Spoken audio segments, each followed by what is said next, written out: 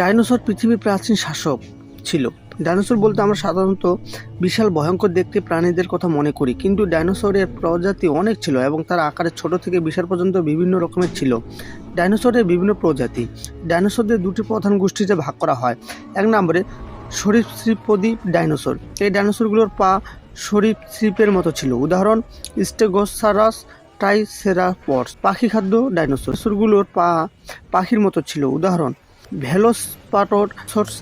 ডাইনোসরের বিলুপ্তি। প্রায় 6 লক্ষ বছর আগে একটি বিশাল উল্কা পৃথিবীতে আঘাত হানার ফলে ডাইনোসর সহ অনেক প্রাণীর বিলুপ্তি ঘটে। ডাইনোসর সম্পর্কে আরও কিছু বলতেছি। পৃথিবীতে ছিল প্রায় 16 কোটি বছর ধরে ছিল। কিছু ডাইনোসরের মাংস ছিল, আবার কিছু ডাইনোসর শাকসবজি খেতে পছন্দ করে। ডিম কেমন ছিল তা জানেন? ডিমের আকার ও আকৃতি বিভিন্ন প্রজাতির ডাইনোসরের মধ্যে ভিন্ন ছিল। অবশ্যই লাইক এবং সাবস্ক্রাইব করবেন।